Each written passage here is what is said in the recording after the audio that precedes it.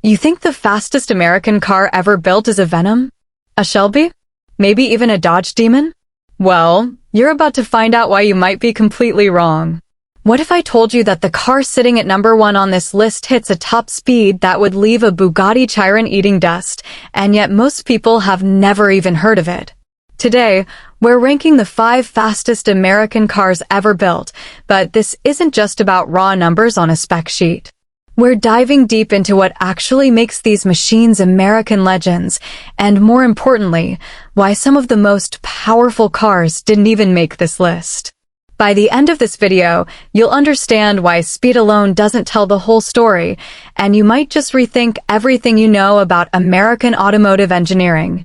But before we dive into it, like this video, comment where you're watching from so we can really connect emotionally, and also subscribe so you won't miss out on amazing content like this. Let's get into it.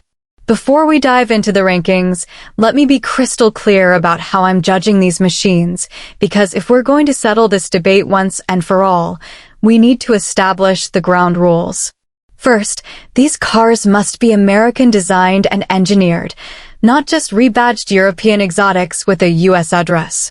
Second, we're looking at verified top speeds, not manufacturer claims that were never proven. Third, and this is crucial, the car must have actually been produced and driven, not just existed as a one-off concept that never left the prototype stage. But here's where it gets interesting. I'm not just ranking these by their speedometer numbers. We're considering the engineering innovation behind the speed, the practical usability of that performance, and the cultural impact these cars had on the American automotive landscape. Because what good is 300 miles per hour if the car falls apart after one run, or if it requires a team of engineers just to start it? With that framework in place, let's start our countdown.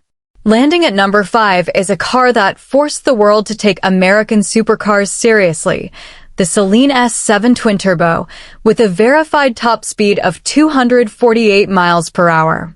Now, I can already hear some of you saying, why is this at number 5 when there are Corvettes that go faster? And that's exactly the point. The S7 twin-turbo earns its spot here not just because of its speed, but because of what it represented in 2005. This was America's answer to the Ferrari Enzo and the Porsche Carrera GT, and it actually delivered on its promises. Under that mid-mounted hood sits a 7.0-liter twin-turbocharged V8 producing 750 horsepower. And here's what separates this from the muscle car approach. Saleen didn't just bolt turbos onto a big block and pray. The entire car was engineered from the ground up with Le Mans-inspired aerodynamics. The rear wing wasn't just for show. It generated genuine downforce that kept this beast planted at triple-digit speeds. The active rear spoiler adjusted based on speed and braking, technology that was genuinely cutting-edge for an American manufacturer at the time. What really impresses me about the S7 is its sophistication. This wasn't brute force. This was calculated engineering. The aluminum honeycomb chassis was both lightweight and incredibly rigid. The carbon fiber body panels weren't just about weight savings. They were about precision airflow management. Saleen even incorporated Formula One-style pushrod suspension, which was almost unheard of in American performance cars. But here's why it's at number 5 and not higher: production numbers and accessibility. Saleen only built around 60 twin-turbo models, and with a price tag exceeding $550,000, this was more of a boutique exotic than a volume performance car. More critically, while 248 miles per hour is extraordinary, it required near-perfect conditions and an exceptionally brave driver. The car's raw, unfiltered nature made it intimidating even for experienced drivers, which limited its real-world performance capability.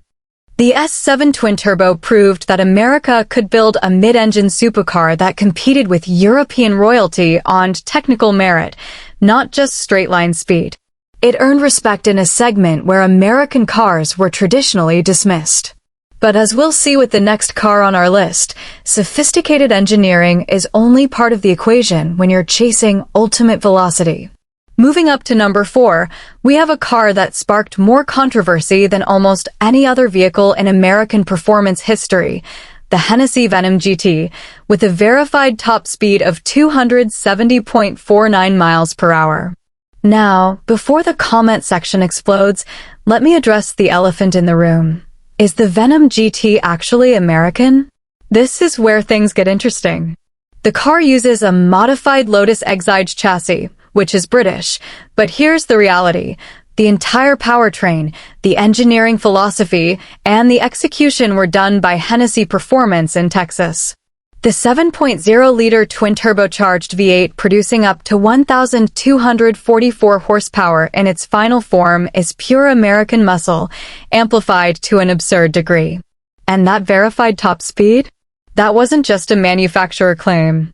In 2014, at the Kennedy Space Center in Florida, the Venom GT hit 270.49 miles per hour with NASA astronaut pilots as witnesses. That run put the Venom GT ahead of hypercars costing millions more. At that moment, this modified Lotus, with a Texas heart, was technically the fastest production car in the world. What Hennessey understood, and what makes this car fascinating from an engineering standpoint, is power-to-weight ratio. Instead of building an entirely new platform from scratch, they took the lightweight Lotus foundation, which already had excellent handling dynamics, and injected it with nuclear levels of power.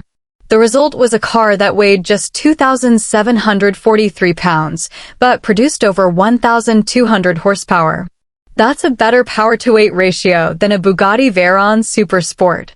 The single-clutch automated manual transmission was chosen specifically because it was lighter and more direct than a dual-clutch system. Every component was evaluated for weight savings. This wasn't just about horsepower, it was about creating the most efficient speed delivery system possible. But here's exactly why the Venom GT sits at number 4 and not higher: legitimacy questions and production volume. Guinness World Records never officially recognized the Venom GT's speed record because Hennessey only made 13 units, falling short of the 30-unit minimum required for production car classification. Some purists argue that heavily modifying an existing platform doesn't count as building an original American car. More significantly, the Venom GT was fragile in the way that extreme performance cars often are. Owners reported reliability issues, and the car required constant maintenance to keep it running at peak performance. The single-clutch gearbox, while lightweight, was jerky in normal driving and required a skilled hand. This was a car built for top speed runs and drag racing, not for comprehensive supercar usability. The Venom GT proved that American tuning shops could compete with established hypercar manufacturers on the world stage, and it did so by questioning the traditional approach to speed. But as we move into the top 3, you'll see why raw power and lightweight construction still aren't enough to claim the ultimate crown.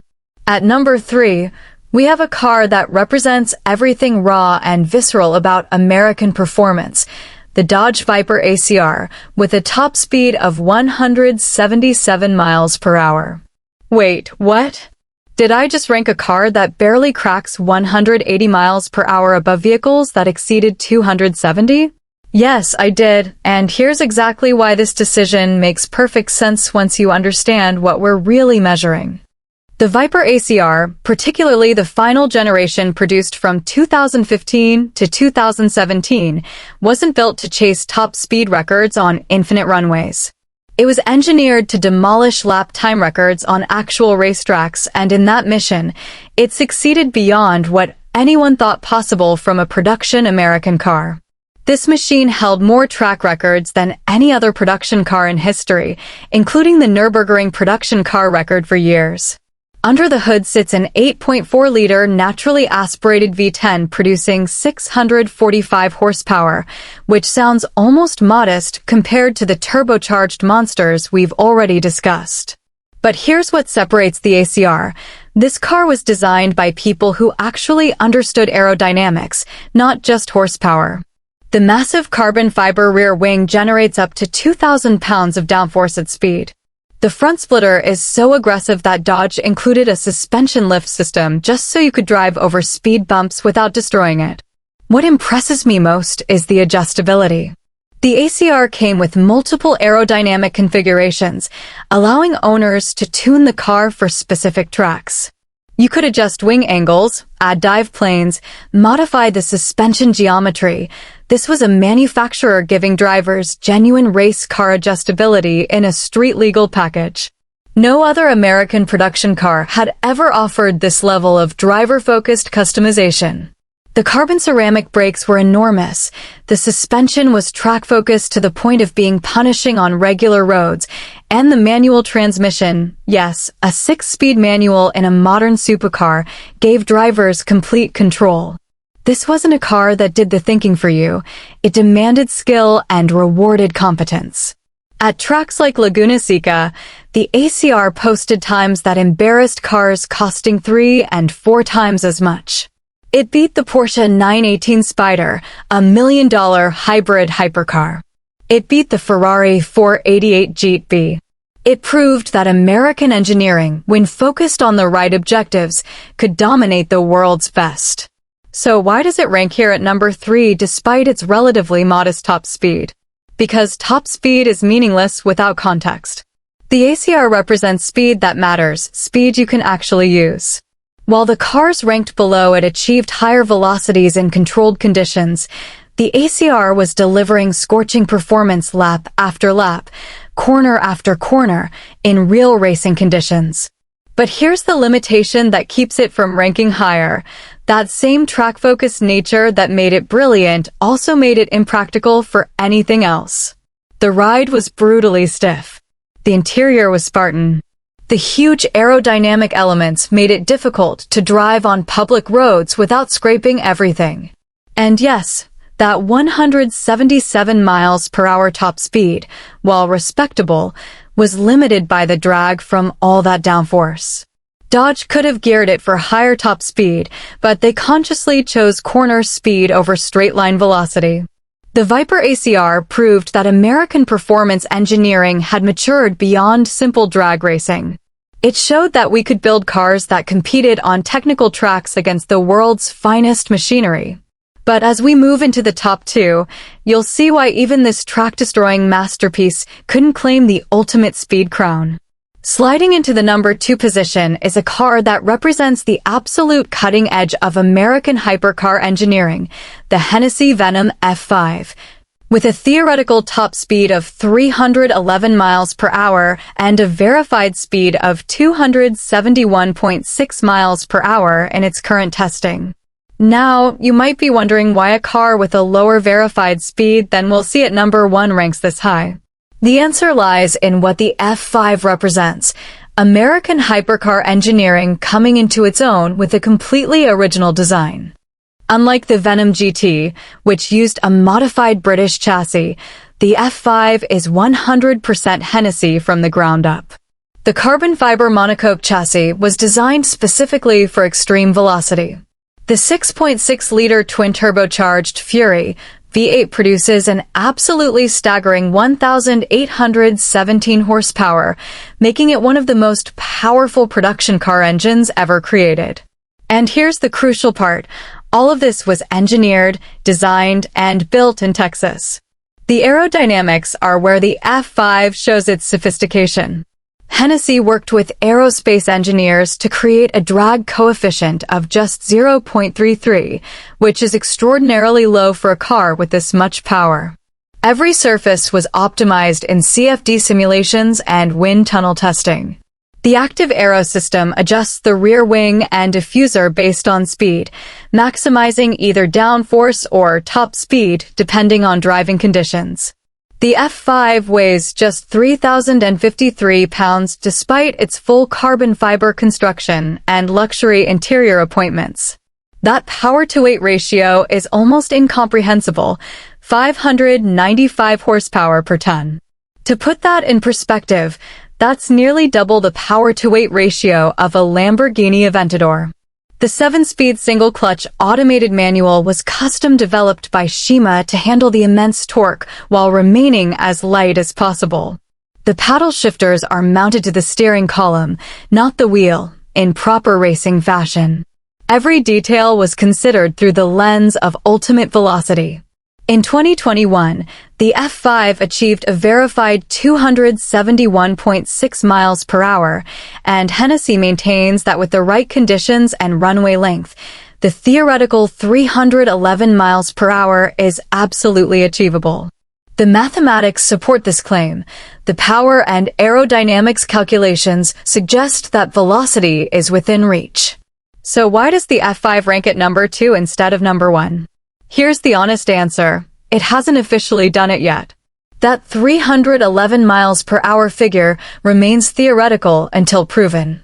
More importantly, only 24 units will ever be built, each costing well over $2 million. This exclusivity makes the F5 more of a hypercar statement piece than a production vehicle that demonstrates accessible American performance. Additionally, while the engineering is sophisticated, questions remain about long-term reliability at these extreme speeds. The F5 is still relatively new, and we don't have years of data showing it can repeatedly achieve these velocities without significant maintenance. The car represents incredible engineering ambition, but ambition and proven capability are two different things. The Venom F5 shows that America can now compete directly with European hypercar manufacturers like Koenigsegg and Bugatti using completely original engineering and design. It's a statement that American performance has evolved from modified muscle cars to genuine world-class hypercars. But there's one American car that achieves something even more significant, and that brings us to number 1. At the number 1 position, we have the car that represents the pinnacle of verified American speed, the SSC Tuatara, with a verified two-way average top speed of 282.9 miles per hour. Now, I need to address the controversy head-on because the Tuatara has one of the most complicated speed record histories in automotive journalism. In 2020, SSC claimed a top speed of 316 miles per hour, but video analysis suggested GPS errors. The automotive community was rightfully skeptical. Instead of retreating, SSC did something remarkable. They went back in 2021 and performed another run with multiple independent GPS systems, professional witnesses, and complete transparency. That verified 282.9 miles per hour average, with a peak speed of 286.1 miles per hour, was done according to proper two-way run protocols on a public highway in Nevada. This is the verified, indisputable fastest speed ever achieved by an American production car under proper testing conditions. And here's why this matters more than theoretical numbers. It actually happened. The Tuatara is powered by a 5.9-liter twin-turbocharged flat-plane crank V8 producing 1,750 horsepower on E85 fuel. But the genius of this car isn't just the power, it's the comprehensive engineering approach. SSC, which stands for Shelby Supercars, no relation to Carroll Shelby, spent over a decade developing this machine. The carbon fiber monocoque chassis and body achieve a drag coefficient of just 0.279, making it one of the most aerodynamically efficient production cars ever created. That's lower than most modern sedans. The active aero system includes an active rear wing that adjusts angle in real time, and the entire body shape was optimized using computational fluid dynamics, typically reserved for aerospace applications. The chassis setup is equally impressive. The double wishbone pushrod suspension uses aerospace-grade materials. The carbon ceramic brakes are massive. The 7-speed automated manual transmission was specifically designed to handle the torque while remaining lightweight. Every component was engineered for one purpose, going faster than any American car had gone before. What puts the Tuatara at number 1 isn't just that verified top speed. It's that SSC represents the evolution of the American boutique hypercar manufacturer. This isn't a tuning company modifying existing platforms. This is an American company designing and engineering complete vehicles that compete at the absolute highest level of automotive performance. The Tuatara proved that American engineering, when given proper resources and time, can create the fastest production cars on Earth. It validated the approach of companies like Hennessey and Celine, showing that American hypercar manufacturers deserve to be taken as seriously as their European counterparts. But even the Tuatara has its limitations that we need to acknowledge. Only 100 units are planned for production, with prices exceeding $1.6 million. This isn't a car that demonstrates accessible American performance. It's a halo vehicle that shows what's possible at the absolute extreme. Real-world usability is limited. This is a car built for top speed runs and showing off, not for daily driving or even track day practicality like the Viper ACR. Moreover, that verified top speed still required specific conditions, a long, flat runway, and professional drivers. The average owner will never approach these speeds. And let's be honest, at these velocities, the difference between 282 miles per hour and 270 miles per hour is largely academic. Both are so far beyond legal limits and practical usability that the bragging rights matter more than the actual speed. Still, the Tuatara sits at number 1 because it achieved what it set out to do with verified, transparent evidence. It represents American ambition backed by American engineering, and it claimed the crown of fastest American production car with receipts to prove it. So there you have it, the 5 fastest American cars ever built, ranked not just by their speedometer numbers, but by what they represent in the evolution of American automotive engineering. From the Celine S7 twin-turbo proving that American mid-engine supercars could compete on sophistication, to the controversial but undeniably fast Hennessey Venom GT, to the track-dominating Viper ACR showing that speed means more than just straight-line velocity, to the cutting-edge Hennessey Venom F5 representing the future of American hypercars, and finally to the SSC Tuatara claiming the verified crown of fastest American production car. Each of these machines tells a story about American performance evolution. What's fascinating is how these rankings challenge our assumptions. The Viper ACR ranks above cars that are 100 miles per hour faster in top speed because it achieves speeds that actually matter in real performance applications. The Tuatara sits at number 1 despite being less exclusive than the Venom F5 because it actually achieved and verified its incredible performance claims. These aren't just fast cars, they're statements about what American engineering can accomplish when manufacturers stop apologizing for not being European and start leveraging the engineering resources, innovation, and ambition that American companies possess. But here's my question for you. Do you agree with this ranking? Would you put the track-focused Viper ACR above straight-line speed monsters? Do you think the Tuatara deserves the top spot despite its controversial history? And more importantly, what American car do you think will break the 300 miles per hour barrier and hold the record legitimately? Drop your thoughts in the comments below. And if you disagree with this ranking, which I know many of you will, tell me exactly why and what your top 5 would look like.